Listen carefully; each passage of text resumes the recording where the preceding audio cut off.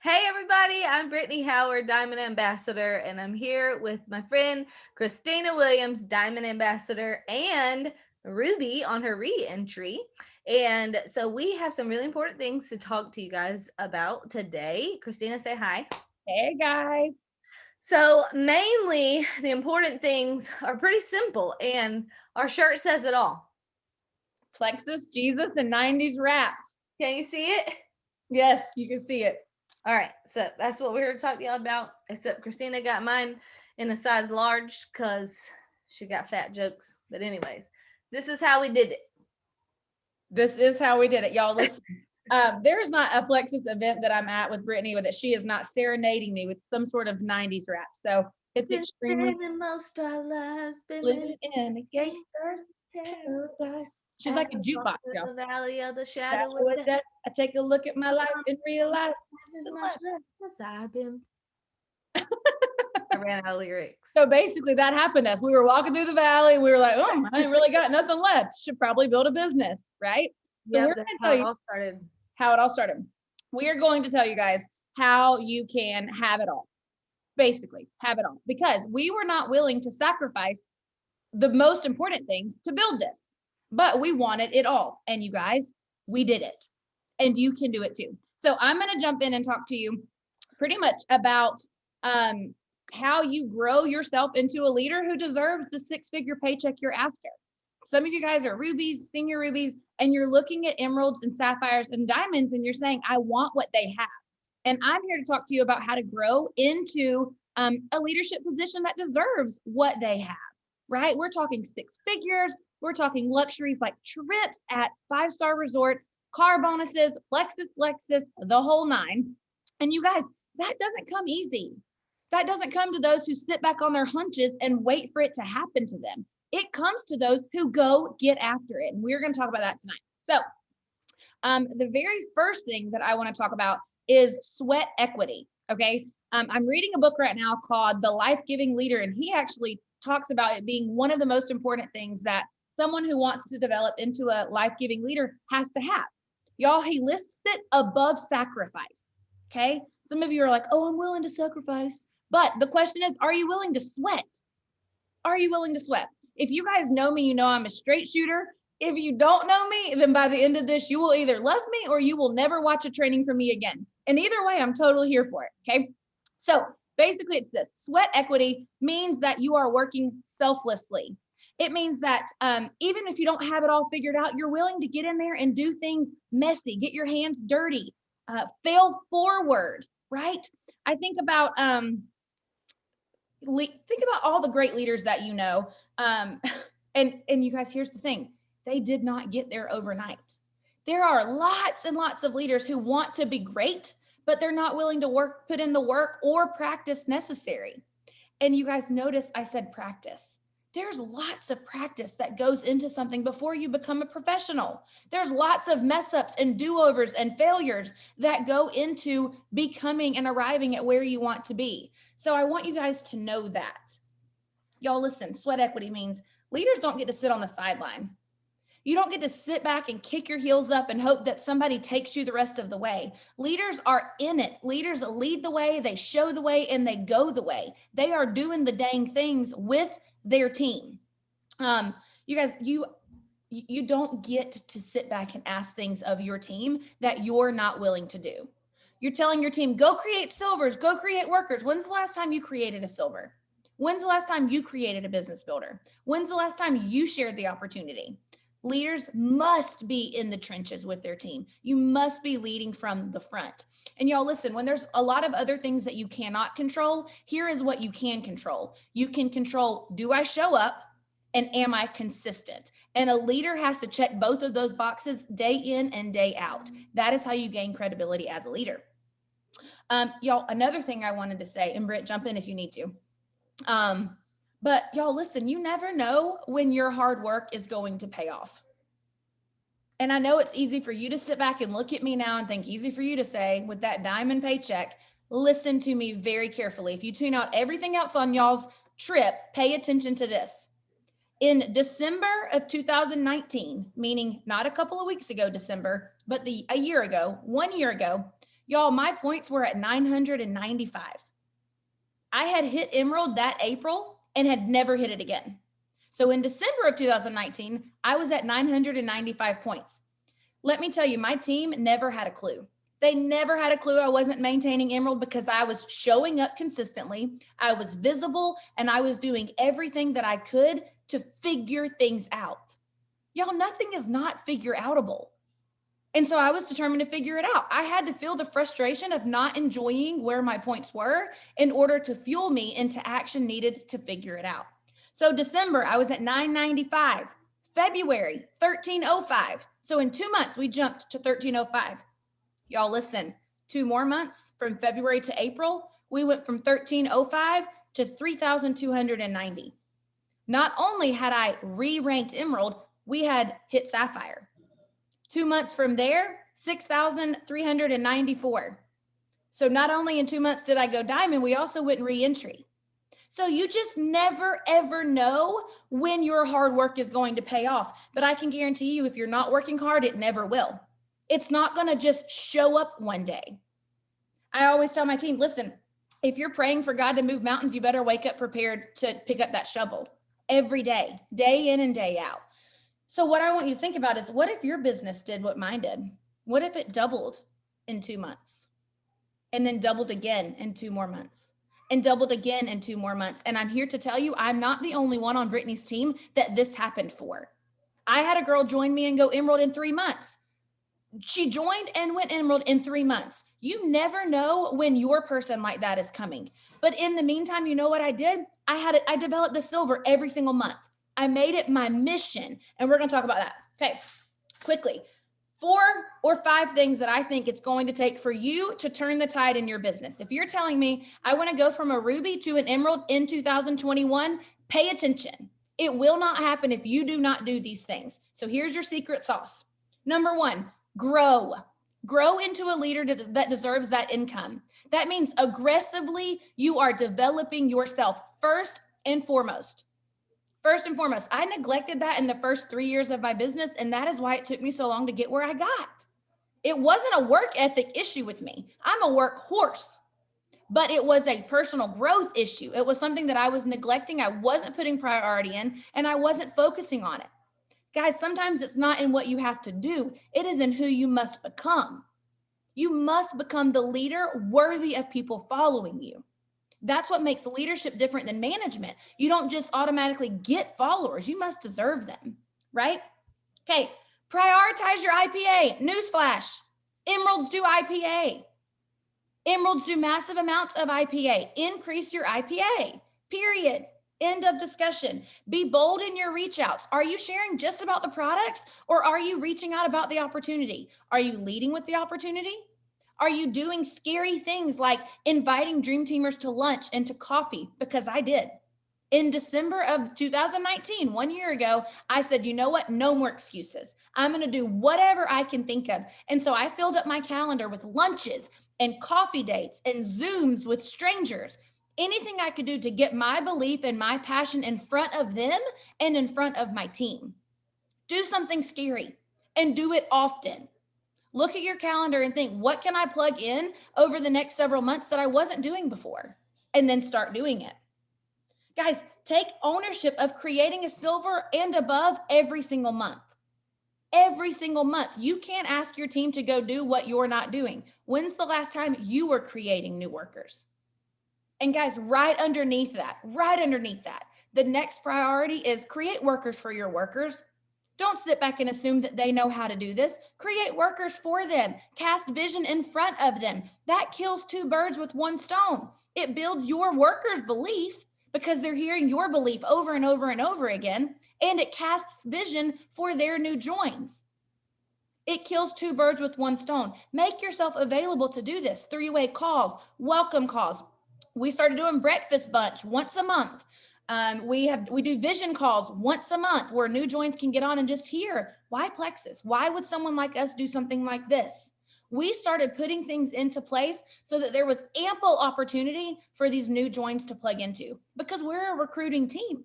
Recruiting was not a problem for us. We needed to figure out how to cast vision for these people.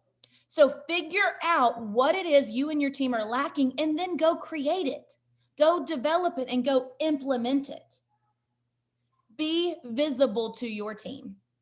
Be visible. Guys, listen, if people I think look at us like we're crazy because we work just as much now as we ever have because we're having more fun now than we ever have. Be visible with your team. Be invested in their growth, be invested in their success, and get after it. Because that's what it will take for you to have the income level that you're telling yourself and your leaders that you want. So, will your sweat equity match your dreams? So good, girl. That's awesome. Yes, it takes every bit of that.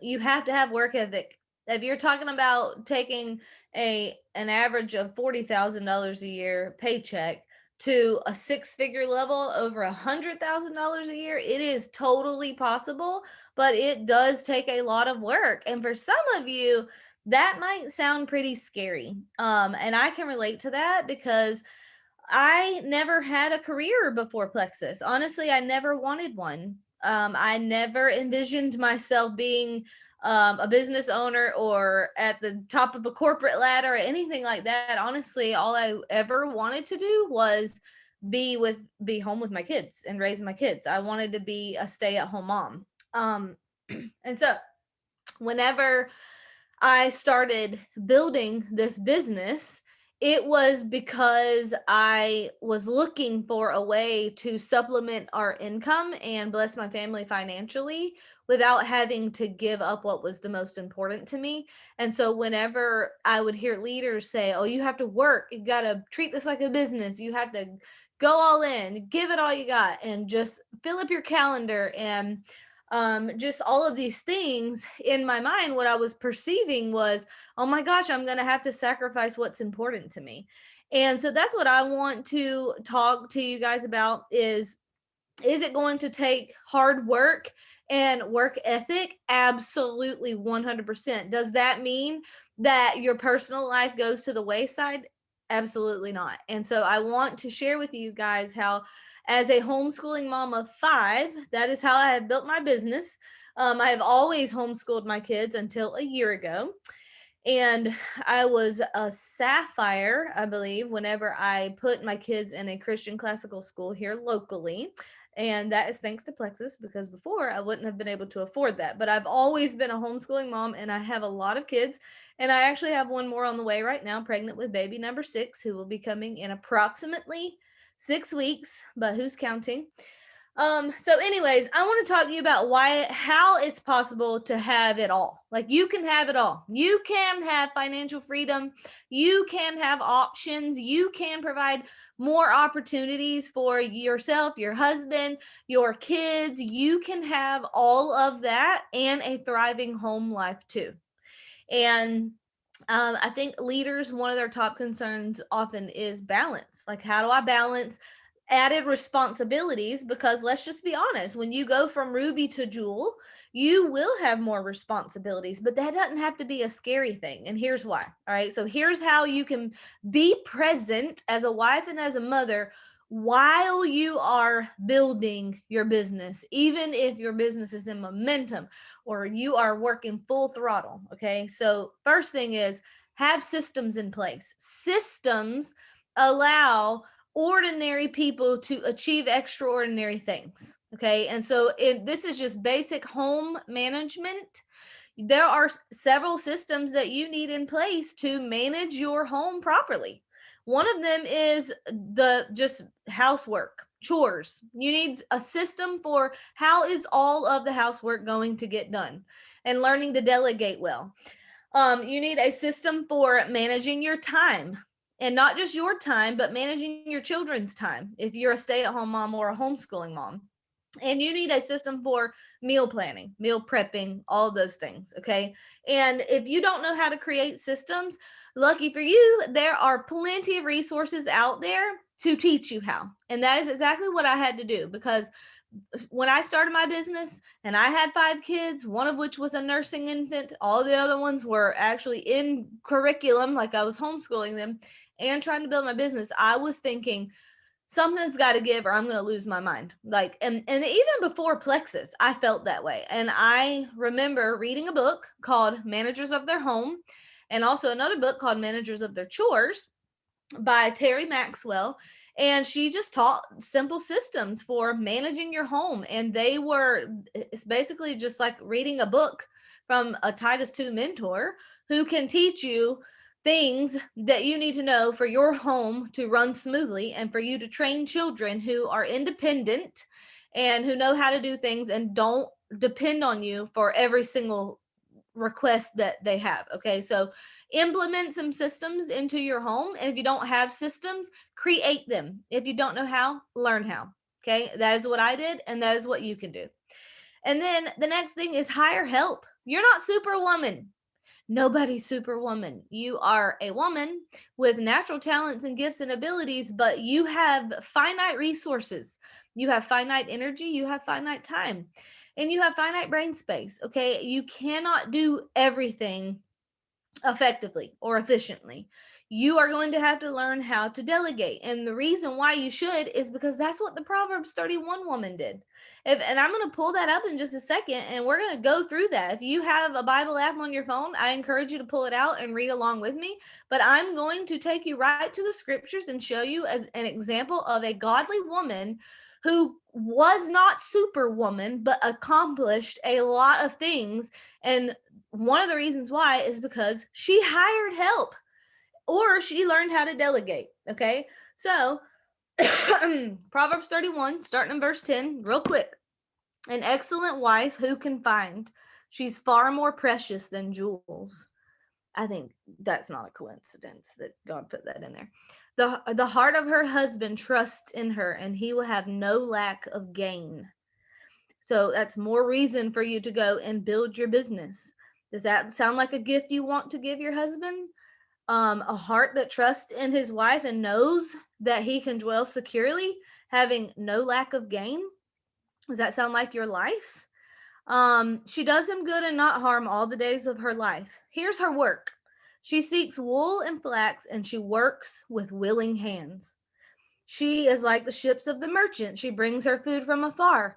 She rises while it is yet night and provides food for her household and portions for her maidens. Why would she have maidens? That's her help. She wasn't running her entire household alone. She had help. And she got up while it was dark. Before the rest of her household was awake, she was awake and she was working. Okay. So the hard work part should not scare you. And if it does, that's not biblical. She considers a field and buys it. With the fruit of her hands, she plants a vineyard. Again, she's a business owner. That's real estate investing. That's what that is. She dresses herself with strength and makes her arms strong. She's physically fit, guys. She's not sitting around being lazy. She's not making excuses for herself for why she can't do this exercise or whatever. She is making her arms strong intentionally on purpose, and it's probably because of the work that she's doing, physical labor. She perceives that her merchandise is profitable. Anybody think of any profitable merchandise out there? Her lamp does not go out at night. This woman is getting up early and staying up late, guys. That's work ethic. Okay, that's what that is. She puts her hands to the distaff and her hand holds the spindle. She's still working. Opens her hand to the poor and reaches out her hands to the needy. Because she works so hard, her community benefits. She's able to be generous because she's a hard worker. Okay.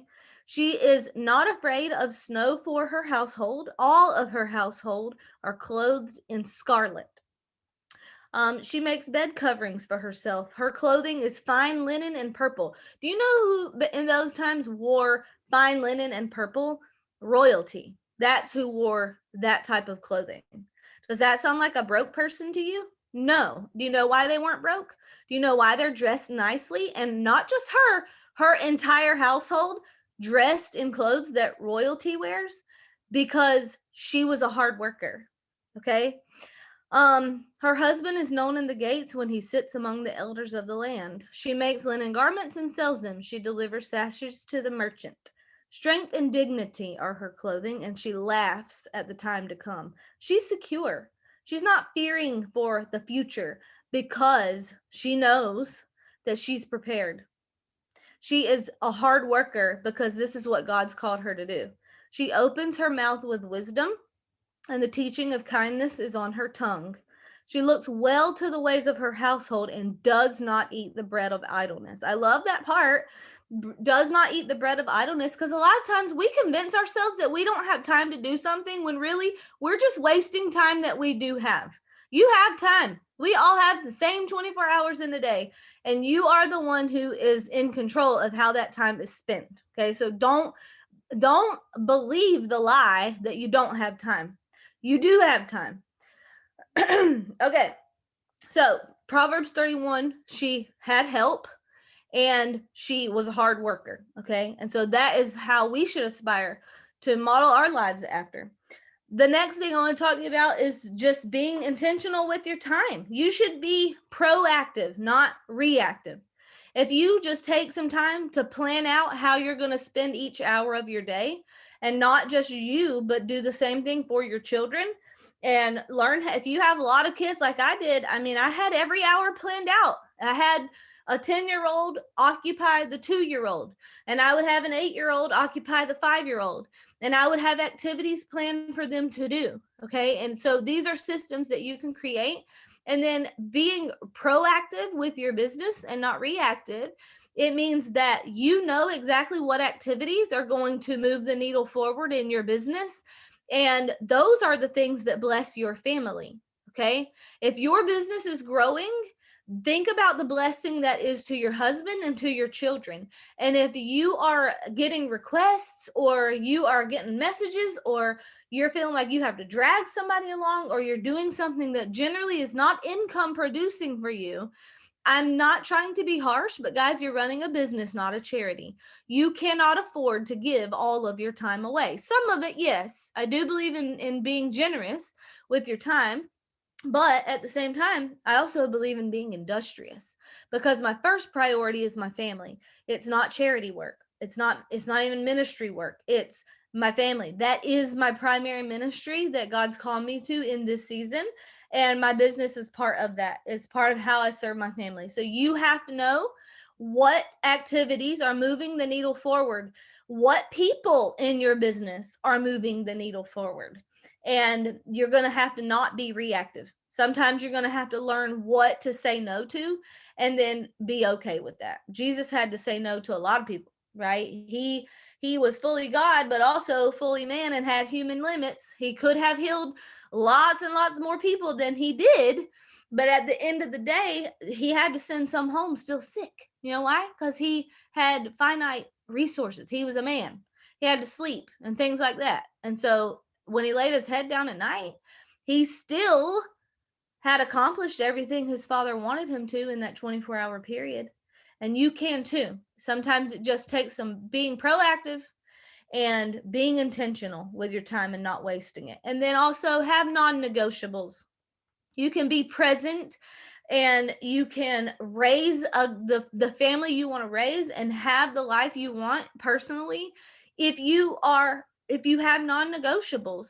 Now, you cannot make everything in your life a non-negotiable, but you should have a few things that, even if you had $1 million, it would not be worth you giving up these 3 to 5 things. Okay, so for me, that would be like meal times with my family. One way I have been extremely intentional to connect with my family and build my family while I'm building my business is we have a very strict policy: no devices at the table. And when I was homeschooling, that would be 3 times a day, where there's no devices. My attention and focus is completely on my family, and we connect.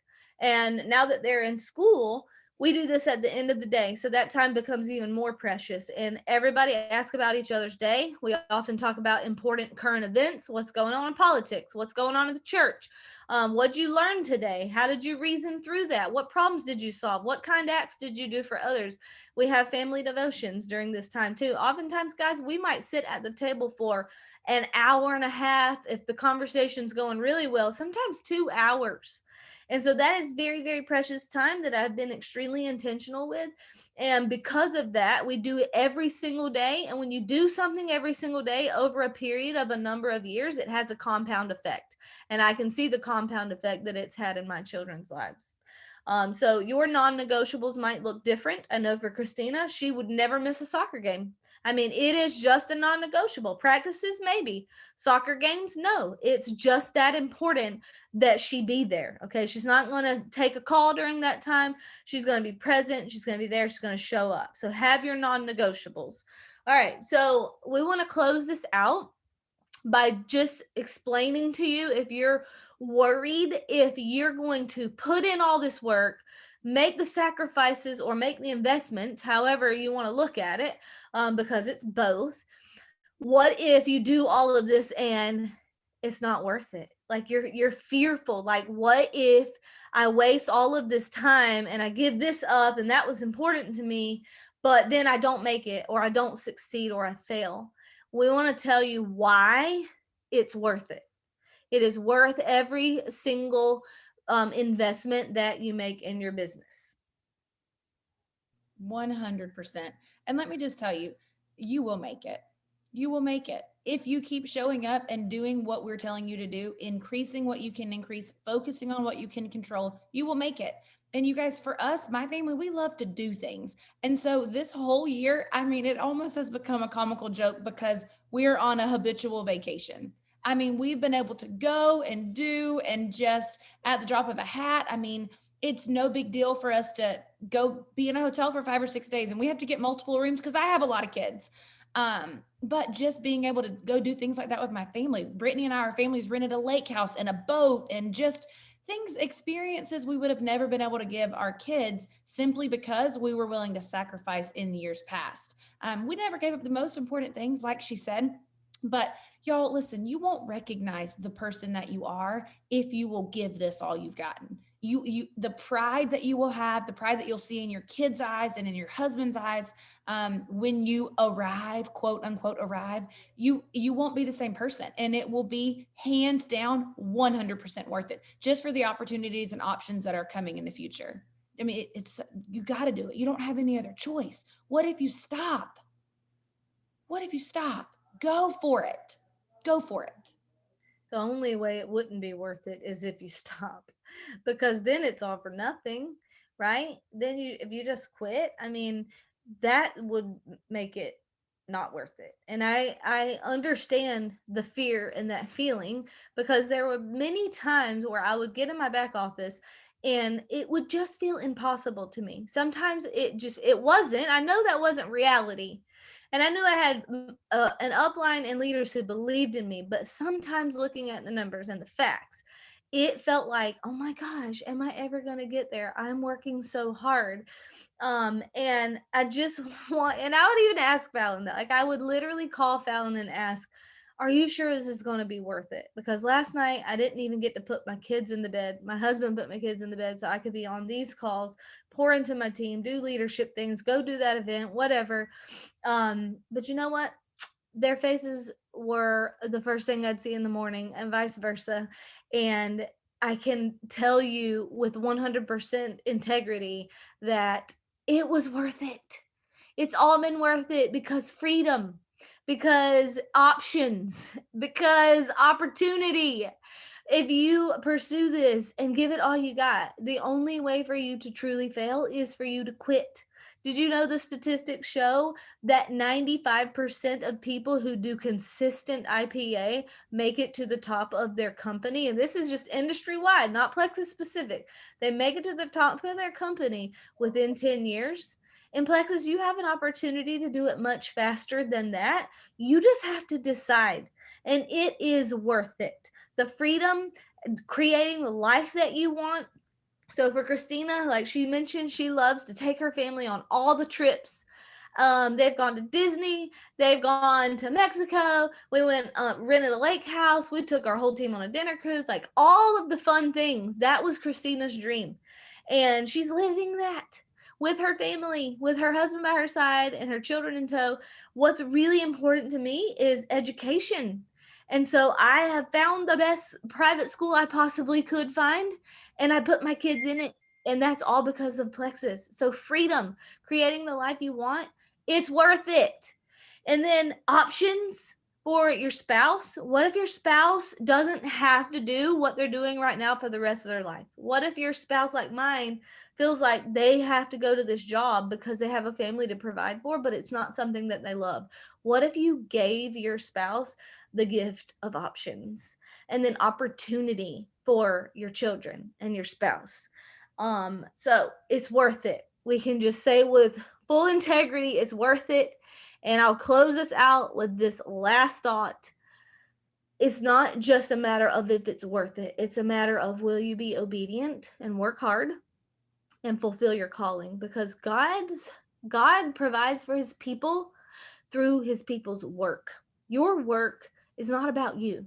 It's about who you're going to impact. Just like I read in the Proverbs 31 woman, how she was generous to the needy or whatever, there are people that are going to be impacted by the work that you do. And I don't mean needy people. I mean people like Christina, who had a dream of being a stay at home mom, but she was a school teacher and didn't realize she had options. Your work is going to impact people, and not just your family directly, but other people. But here's the last thing. Verse 28 of Proverbs 31, her children rise up and call her blessed, her husband also, and he praises her. Many women have done excellently, but you surpass them all. Give her the fruit of her hands and let her works praise her in the gates. Does that sound like the life that you currently have? Does it sound like the life that you want? Go all in. Make a decision. It's not about if it's worth it. It's about your calling. It's about your purpose. That's what it's about. So good. Bye, guys. See y'all at the top.